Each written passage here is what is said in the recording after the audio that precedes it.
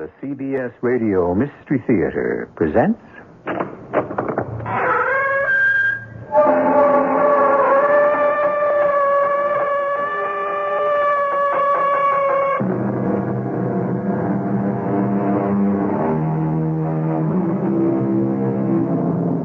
Come in.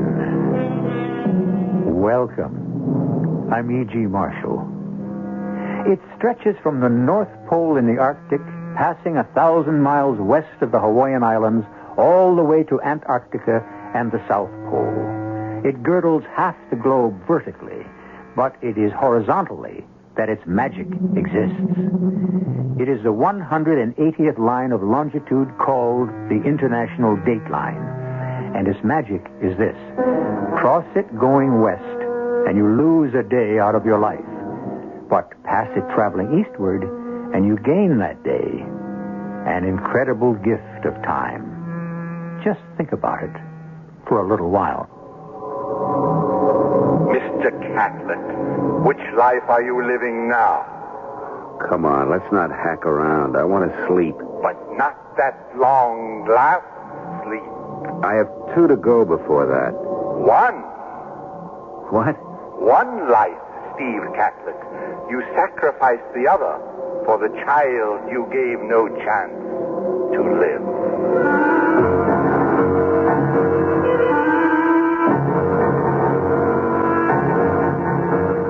Our mystery drama, International Dateline, was written especially for the Mystery Theater by Ian Martin and stars Michael Tolan.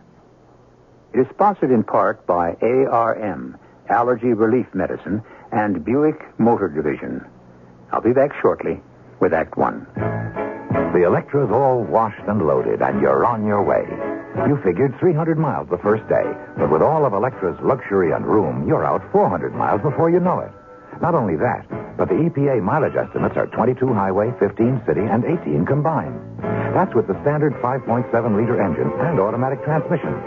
Of course, your mileage will vary depending on how and where you drive, your car's condition, and how it's equipped. And EPA estimates are lower in California. But it's nice to know that a car with as much prestige and elegance as Electra can also be efficient. Buick Electra, a car that can actually make you look forward to a long trip. They surely will astound you, the amazing things you see. The cars they're built so wonderful, how can such things be? A little science, a little magic, a little science. Electra models are equipped with GM-built engines supplied by various divisions. See your dealer for details.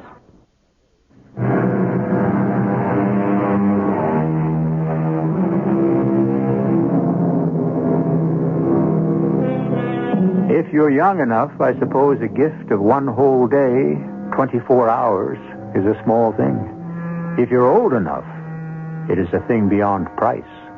Even if you're just sort of middling, it is a donation from the gods that boggles the imagination to conceive what it might mean and how it might be used.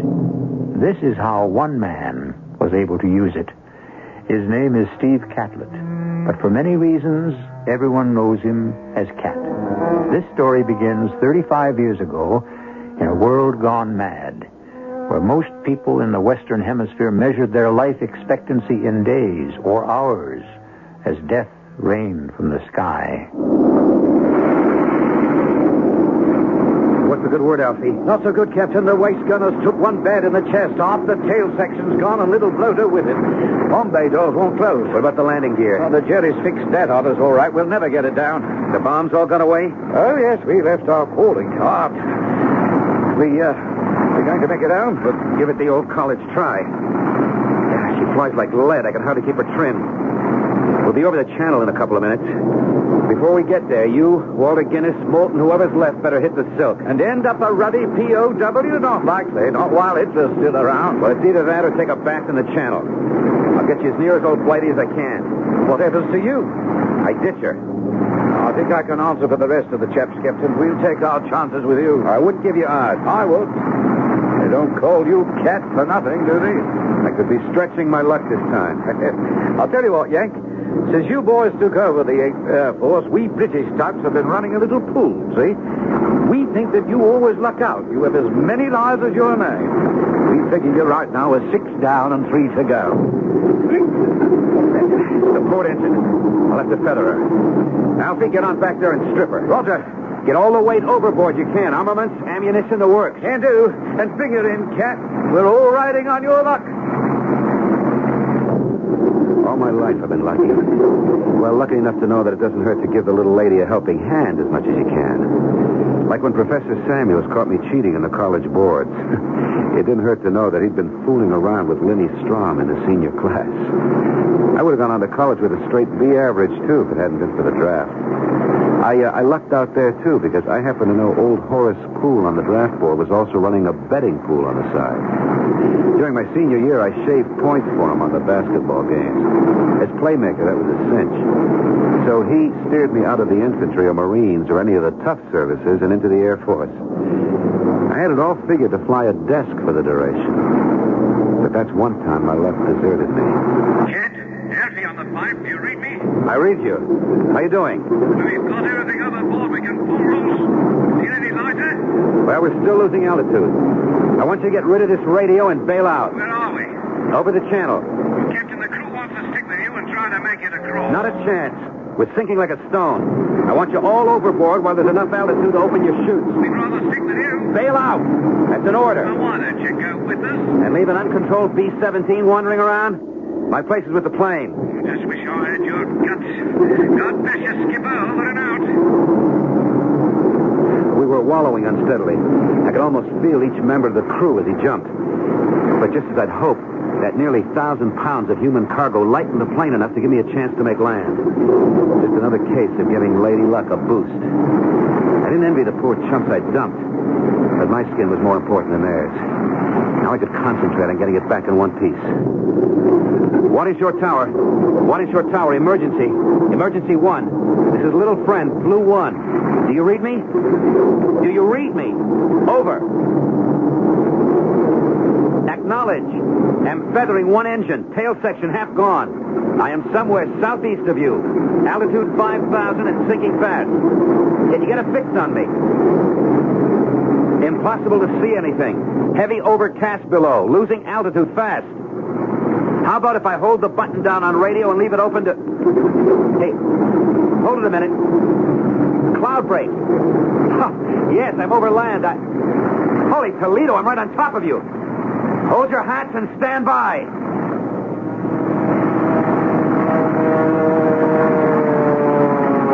I remember the plane landing and then shearing sideways before I had time to cut the engine. I could feel her want a nose split and was fighting desperately to keep my control. I remember slithering sideways straight for the control tower and wresting her somehow out of the skid. And then she was tipping forward. There was a tremendous ripping crash.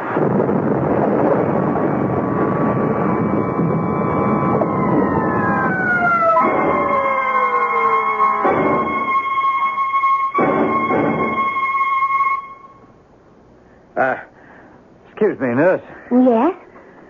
Flight Lieutenant Alfie Patterson. I've got a chit here from medic. Says I can say hello to my pilot, Captain Steve Catlett. Have you now, Flight Lieutenant? Your buddy, Steve Catlett, isn't saying hello to anyone. What you mean? He had a pretty stiff crash landing about 6 weeks ago, bringing in a B-17. He's been in a coma ever since. Oh, yes, I know. I was his co-pilot. Oh. If he hadn't made me and the rest bail out, we'd be lying where he is now. Could I say a word to him? You can try, Lieutenant. Excuse me, Lieutenant. And I hope you can reach him. For a long time, I seemed to be circling around a deep, deep bowl that disappeared into complete darkness in the center of the earth. Round and down I went in a spiral in the dark until there was no light and no feeling, no smell, no taste, just nothingness, except for the voice. You ready to come to me, Steve Catlett? No, Why not? because I haven't lived out my life yet. Which life? My time here. You really believe that superstition of yours, Mr. Cat? Why shouldn't I? Everyone else believes it. Do they? Yes. So must you by now. What? You've come for me before. When I had the scarlet fever. Yes, I could have welcomed you then. When a girl tried to kick my hat off when I was 6 and she swung too high on the swing and the bolt fractured my skull. Yes, I was ready to welcome you then. When the boy fired the air rifle at me and just missed my eye. I should have insisted then. That was before. Before what? Before you changed. Before you began to stretch your luck. Before you finally committed yourself to my care. No. No, you don't own me. Not yet. You prefer to think so. Very well. I'll let you run your leash a little longer. If the conceit pleases you, you have 2 lives left to your name, Mr. Cat. Guard them carefully if you wish to stay away from me.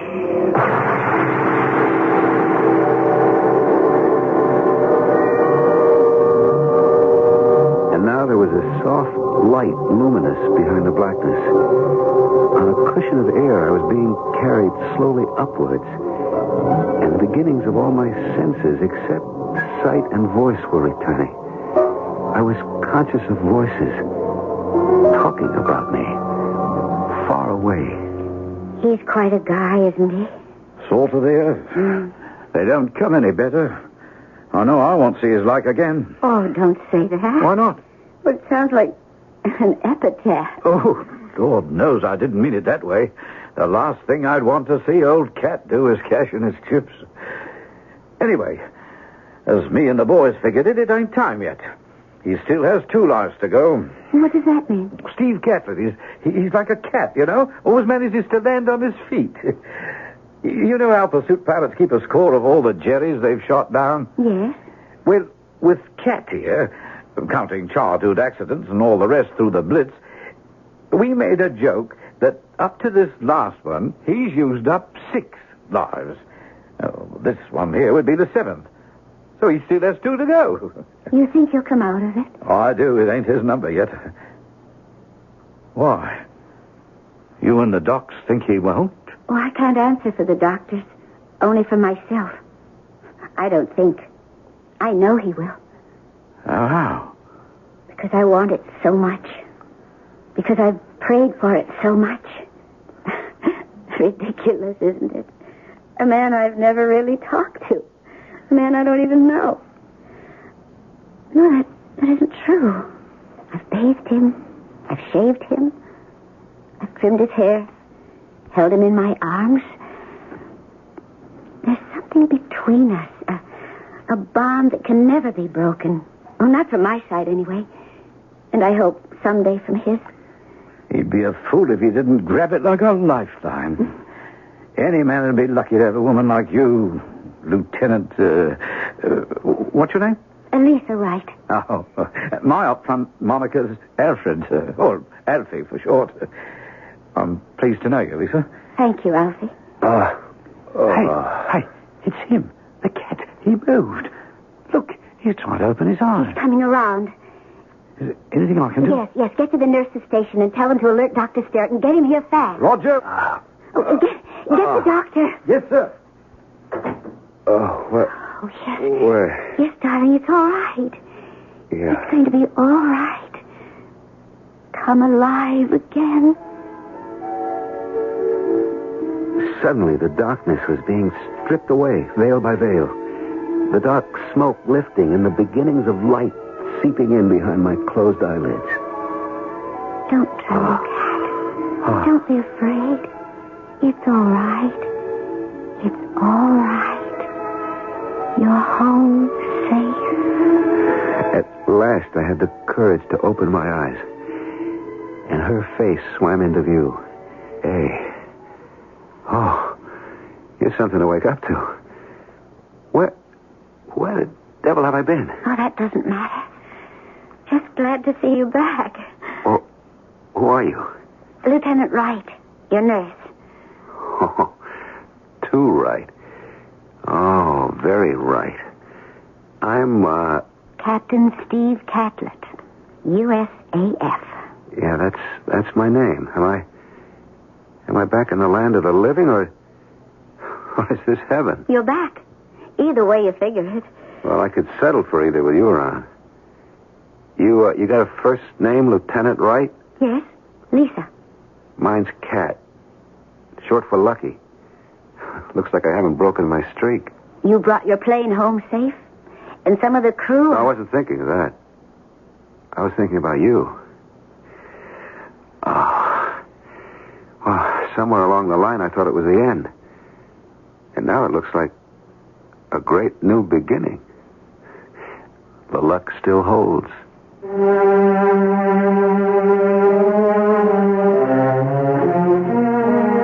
Of course, the essential thing about luck is that it's a one-way street. A pleasant and rewarding ride for the lucky, but there has to be the other side of it. The unlucky who come to the street from the wrong side and are never allowed to traverse it. What's ahead for Cat and Lisa? I'll tell you when I return shortly with Act Two.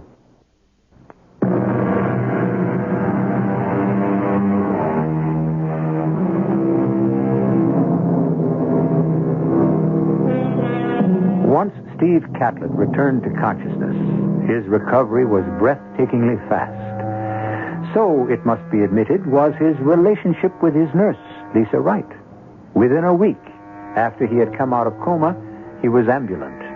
Still, with the history of deep concussion, his doctors felt he should not yet be alone, a situation which was most welcome to him and Lisa. To be in England now that June is here.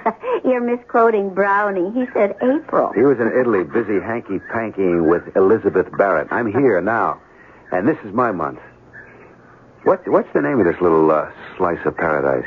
Upper Whittlecombe on Padsby. Yeah, is there a lower Whittlecombe? I suppose, but that's for the hoi polloi. No, certainly. What we have here is much too good for the lower classes. With one exception. Oh, what's that? When do we make it absolutely perfect? What does that mean? Oh, you know, Lisa. When do you move in with me? I may be sharing my furlough with your sick leave just to make sure you take care of yourself. But as a nurse. Nurse companion. Well, of course. When we dreamed up this little excursion, I thought of you more as a companion. I hope I am. I try to be. Well, the days are not so bad, but the nights are lonely. I'm right in the next room at your beck and call. Oh, no, not quite. Why not the same room? Two can live as cheap as one. Maybe the important word there is cheap. I know all's supposed to be fair in love and war, but it doesn't work that way for me. I am the original old-fashioned girl. You ever get me, it's going to be for good. I don't know how anyone so luscious can be so forbidding. I thought you loved me. I do love you. With all my heart, my soul. But unless you love me back as deeply and as strongly, you won't want to give yourself to me as completely as I would to you. And you shouldn't, unless you're sure. Once we're committed, I'll never let you go. And that's what I'm supposed to be scared of? Mm-hmm, that's right. A fate worse than death. Oh, dear Lord. I hope it would never seem to be. It won't. Hey, come on, Lisa, laugh. It's a pretty bright occasion. I'm proposing. And for once, it's legal, moral, and binding. We'll be married as soon as the law allows. Oh, Cat. My darling. But in the meantime... Oh, there doesn't have to be any meantime. I've already spoken with the vicar. He's been waiting for my call for the last 2 days. I had no notion for being married, but I sure had one big king-size yen for Lisa Wright.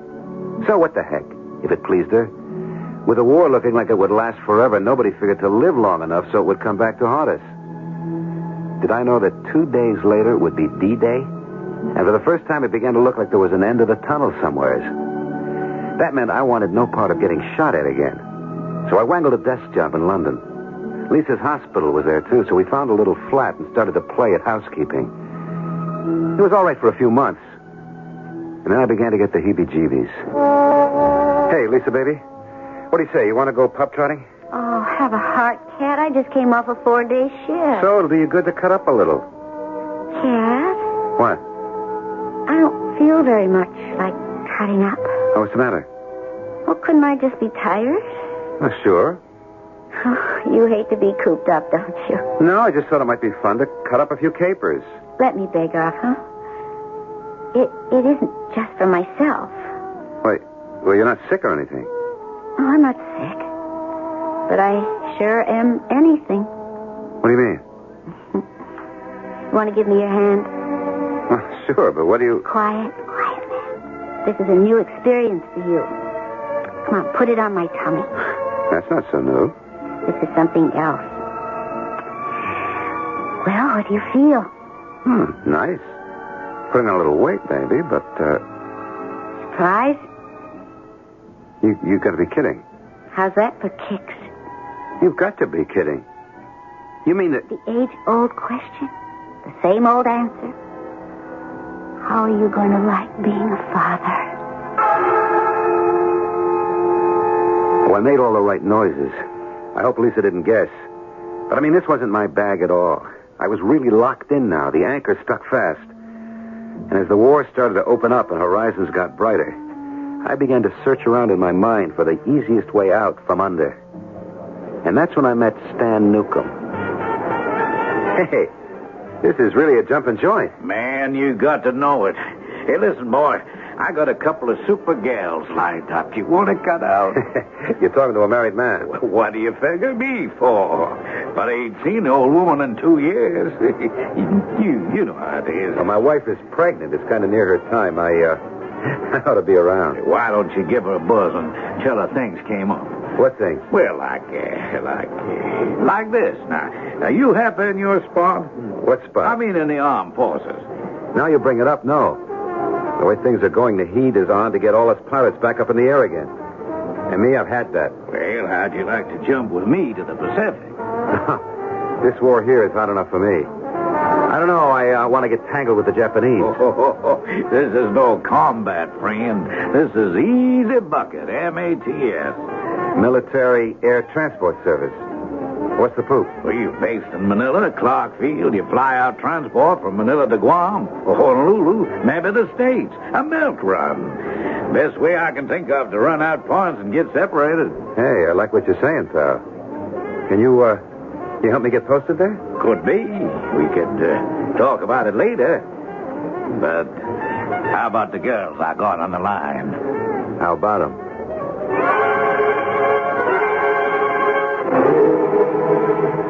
Hello? Are you there? It's Kat, honey. How are you? I'm fine. Cooking up a storm for you. Honey, I'm going to bomb out on you. Oh, no. Why? I can't tell you on the phone. New orders being cut. Oh? Well, when'll you be home? Don't count on me tonight. But I'm due back on duty tomorrow morning. Well, Operation Follow-Up, that's a service.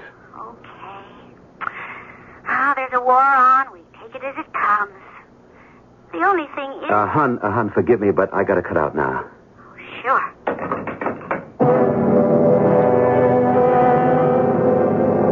Okay, maybe it was just the wrong time. Could I know that? I mean, she wasn't due for a month. How could I know Lisa would go into labor that particular night? Or that the baby would be born dead? It was a boy. If only...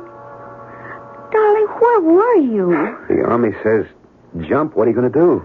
What turned up so suddenly that was so important? Well, we can talk about that when you're feeling better. There's only one thing that can make me feel better, Kat. What? I want to get out of here and go home so we can start another one to take its place. That really tore it for me.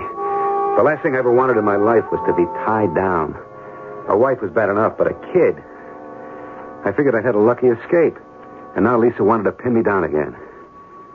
Well, it was time to get out from under. I went hunting Stan Newcomb. And by the time Lisa came home from hospital, I was all set. All the way to Manila? Base there? For what? You've done your tour? Couldn't you have ducked out? Tell it to the brass. They didn't think so. What am I going to do without you? It isn't forever, Lisa. Well, maybe I can get transferred to the Pacific. Look, why don't we just sweat it out? The war's got to end sometime. Meantime, my orders are cut, and I have to pull out. If Is that what you really want, Cat? Oh, why would I want that? Well, you better not. I warned you. You bought me for the duration, and that doesn't mean the war. It means all the way. I'll be waiting, Cat. However long it is, I'll be waiting. Okay, Lisa, so you'd be waiting. But I'm not ready to be tied down. You cramp my style. I should have the guts to tell you straight out, but somehow I'm not built that way. 2 hours out of Hawaii, and we just crossed the international dateline, Cat. How does it feel to jump straight from today right into tomorrow? Great, Stan. Just my speed. I left all my worries behind me. Oh, I'm so relaxed, I think I'll hit the sack. Yeah, me too, buddy. See you in the Philippines. Man, this is the life. But which life, Steve? Do you know? You again. What do you want? Just the answer to a simple question. Which life are you living now, Mr. Cat? Oh, come on, let's not hack around. I want to sleep. But not that long, last sleep. I have 2 to go before that. One. What? One, Steve Catlett. You sacrificed the other for the child you gave no chance to live. But that wasn't my fault. If you had been there, you could have brought Lisa to the hospital in time. How do you know? It's my business to know such things and to teach you to believe them. Who are you? Who are you? The answer to that question lies in your heart. Huh? Did you say something, Cat? No, I just had a bad dream, that's all.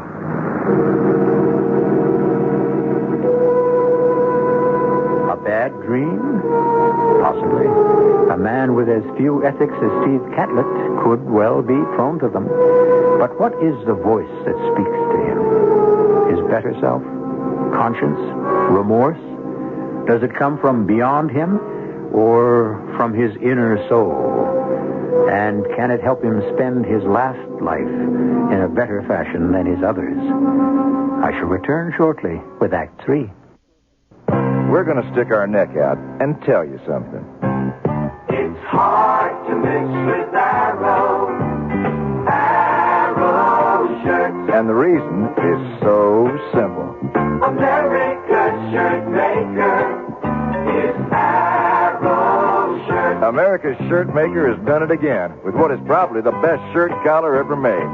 Arrow's patented custom collar, and only Arrow's got it. It's a whole inch wider at the bottom than the top, just like your neck is. It's adjustable by a full ½ inch, and it's got a special notch so the neckband doesn't show over your tie. America's shirt maker is Arrow shirts. See why we're sticking our neck out. Stick your neck into an Arrow custom collar. America's shirt maker is Arrow shirts. If we're not already your shirt maker, we ought to be.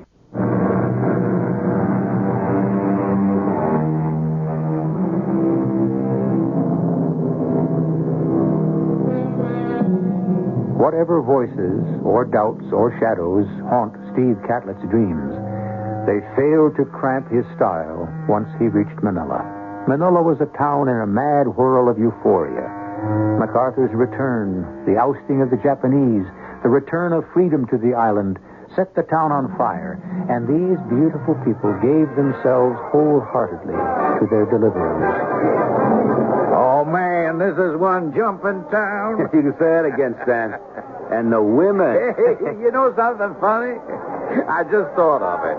You know from where we are sitting right now, they're standing upside down. Who's standing upside down? Lisa and Claire, our wives. So what's so funny about that? Oh, come on, don't you get it? How could they know what we're doing if they're looking the wrong way? I sure hope you're right. Of course I am. The thing to do, boy, is stay out of involvements. Safety in numbers. For a couple of months, it was a great life. The girls were plentiful, and the rum cost about 30 cents a fifth. Flight duty was a breeze. We'd climb to altitude, set her on automatic, and take turns sleeping off the high living. Oh, yes, we had it made all right. That is, until I met Purita. Have another drink, baby? No, thank you, Captain Catlet. And the name is not Baby. Oh, I'm sorry. I don't believe I caught it when we were introduced. I am Purita Illusorio. Miss Illusorio. Oh, well, that's a relief. Is it? From what I know of your reputation, would it make so much difference if I were married? Well, of course. Aren't you? Me? Oh, free, white, and unencumbered. Then don't let me cramp your style. Look, why don't we take a walk outside and find out what you meant by that remark? I could use some air, but that doesn't mean my explanation will bring you much pleasure. I'll take my chances. Purita, or Puring, which was her nickname, was a knockout. She glowed with some inner fire. Her skin was light burnished copper. Her eyes brown liquid shot with flecks of gold. And she moved as sleekly and gracefully as a cat. One thing she had in common with Lisa, she was untouchable unless... So I mumbled the right words and made the promises, pleading delay only until I could get the permission of my commanding officer to marry. Which, of course, I never intended to do. But the deception worked. And Puring and I took up housekeeping without benefit of clergy in her apartment in Ermita, downtown Manila. This run is getting to be Dolesville. How's about a few minutes of light chit-chat? Oh, what's to talk about? Well, like, for example, there's a new dame in town, White Russian, and has she got a sister? Hey, come on, Stan. You know I don't make that kind of scene anymore. Too occupied with Purita, huh? Well, yeah, if you have to know. That's a pretty cozy little setup you have there, pal. Just a word to the wise. I'd think twice about getting too cozy with a little Illusorio dame. She comes of quite a Filipino family with a lot of clout. You asking for trouble. Did I ask you for any advice? Now button up and let me get some sleep. Pleasant dreams, I hope. It's a bad habit. I don't dream. But that statement was to come back to haunt me. Because a few weeks later, on a long haul to Honolulu, I was rocked to discover my wife was not as far away as I thought she was. Even before I landed, ground control had told me that Lisa was in the islands and waiting for me at the Kamalama Hotel. Darling, darling, darling, we're back together again. Oh, it's great, Lisa, super, but how in the world... I couldn't be away from you any longer, so I came running. But how did you manage to wangle... Hey, you're in civvies. You mean that... Darling, the war's almost at an end. My enlistment was up. I grabbed at the chance to get out. But your career... Career? Oh, you think I wanted to be a nurse? That was my conscience working. Now I'm concentrating on something nearer to home. Us. I don't quite follow. As soon as I can get clearance, I'm coming to Manila so we can start being man and wife again. That really jolted me. I was going to have to do something about Puring, and fast. All the way back on our return to Manila, I was trying to figure it out. No, wait a minute. Hey, kid, wake up, man, wake up. I thought you didn't dream. Hey, what happened? You were talking in your sleep. What did I say? There's nothing your Uncle Stan don't know. So your wife is moving back in on you, huh? And you had yourself set up so pretty on each side of the international dateline. Best of two worlds. Looks like now you're going to have to settle for one. Yeah. But which? Well, that shouldn't be too hard. Purita's from another culture, another background. And anyway, she can't support you in the same kind of style as Lisa, right? What does that mean? Don't you know who Lisa is? Her family, I mean? There's been a war on, remember? I never had a chance to meet them. Lisa never said much about them. I guess she figured she didn't have to. Not about George Llewellyn Rice. You ever heard the name? Well, I know her father's name is George, and that... Hey, wait a minute. You mean the steel man? Right tools, the aircraft factory? Yep, that's Papa. A billionaire at least once. Okay, kid. Now, can you make up your mind which way you're gonna jump? There wasn't any doubt which way, but how. And then my old luck came back. They dropped the bomb. Japan surrendered aboard the USS Missouri, and suddenly discharges were a dime a dozen.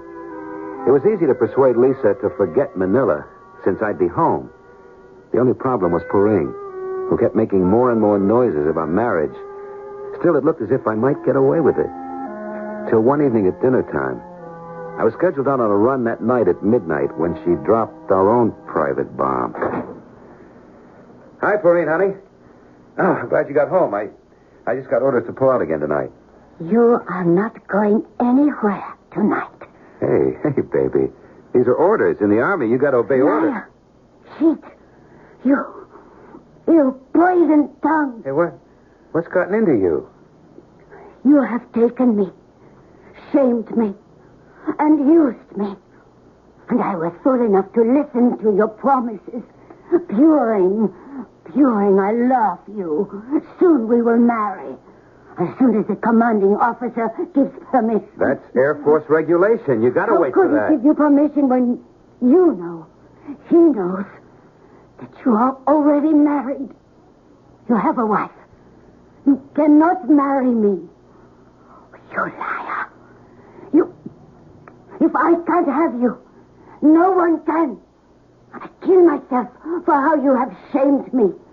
But first, I kill you. Hey, Puring, put the bullet down. I kill you. You nothing. Here, I'll take that knife. I got your heart Now, out. watch it.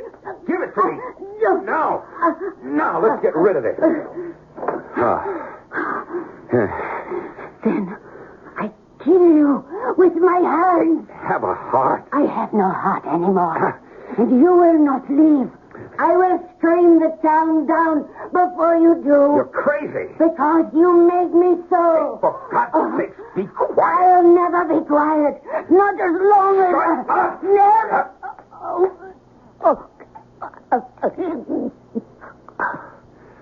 Puring, I didn't mean to... Puring. Oh, no. She's dead.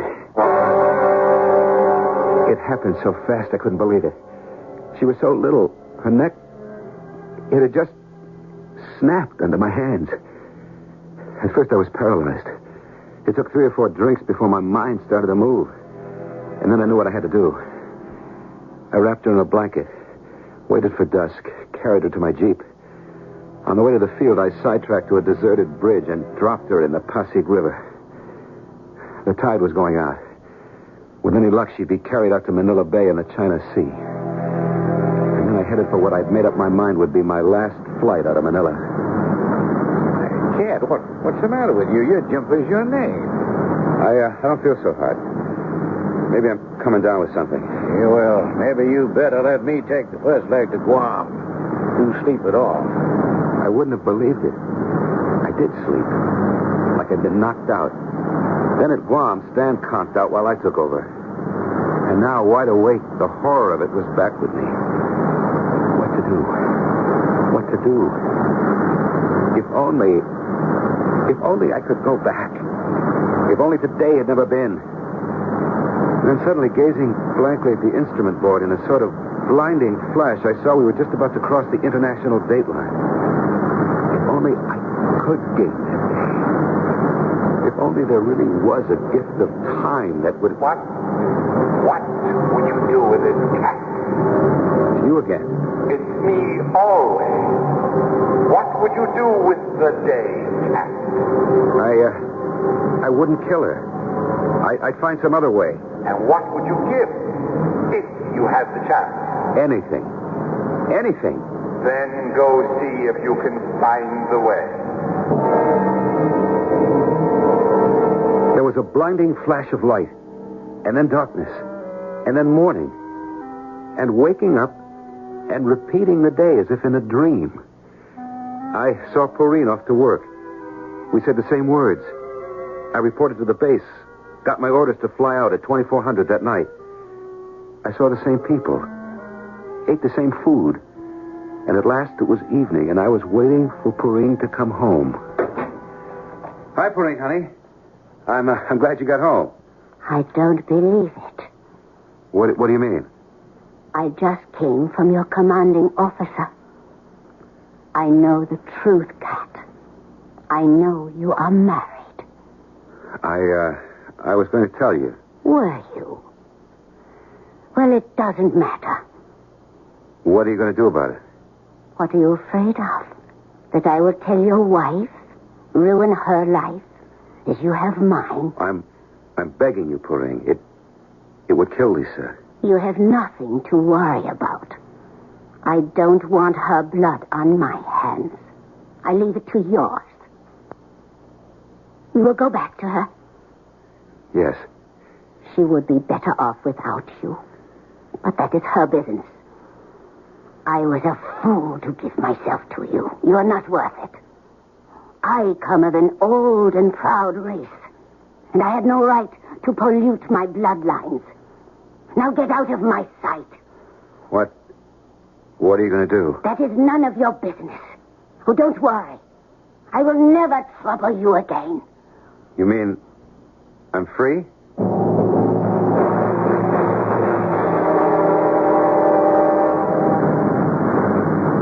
And now, once again, I'm sitting at the controls of the plane, crossing the international dateline, and listening to the voice. So we're back where we were. Yes, but I fixed it. Seemed to me the girl fixed it. What's the difference? She's gone. I'm free. You are free from her, but not from me. I'm grounding you for good, Mr. Pilot. Flat. But you can't. Why not? I still have one life left. Oh, you did have one life left. But when you went back, you made an exchange, or rather, took someone else's instead. Purring? Purring. But I didn't kill her. No, she killed herself. Jumped from a bridge over the Pasig River to float out on the tide to Manila Bay and the China Sea. But that wasn't my fault. Of course it was your fault. Come along. Don't waste any time anymore. But Lisa needs me. The girl who just died answered that. Your wife is a million times better off without someone like you. No, you can't. You can't have it your way for once and for all. So cross the international dateline and move into tomorrow, Cat. Too bad, isn't it, that that's the end. There aren't any more tomorrows for you anymore.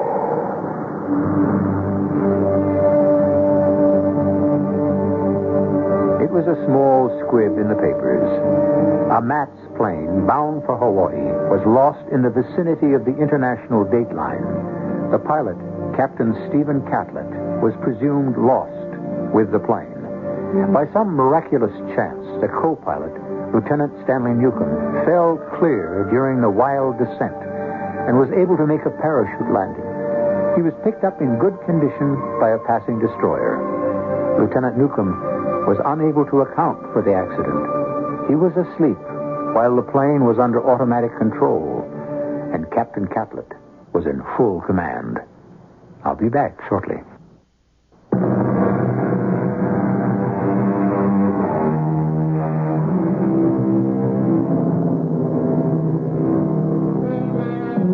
I don't imagine any of us could have any pity for a man as self-serving as Steve Catlett, or spare many regrets that he was prodigal enough to waste 9 lives. But I do wonder how many of us would like to cross that international dateline and get the gift of a day to mend things we may have done, which we wish we never had. Perhaps we'll never cross it. Or perhaps if we do, and we are not offered a second chance, we can comfort ourselves that our sins must have been pretty small. Our cast included Michael Tolan, Evie Juster, and Ian Martin. The entire production was under the direction of Hyman Brown. And now, a preview of our next tale. I'll make a deal. Leave quickly and quietly, and because you're being such a good girl about it, I won't say anything to the local cops about your being in town. All of us are going to leave. Huh? What? We are? Yes. You see, 21 days from now, on Friday the 14th of next month, the world shall come to an end. Oh. In that case, I'd better keep the date open on my calendar, huh? You don't believe a word I'm saying, do you? You're saying the world will end on the 14th? Yes. Just because you told that to Mr. Dudley McElhenney, you can also tell it to me. Is that what you think? That's what I know. My dear sir, I didn't tell Mr. Dudley McElhenney the world would come to an end on the 14th. You didn't? No. He told me. This is E.G. Marshall inviting you to return to our Mystery Theater for another adventure in the macabre. Until next time, pleasant dreams.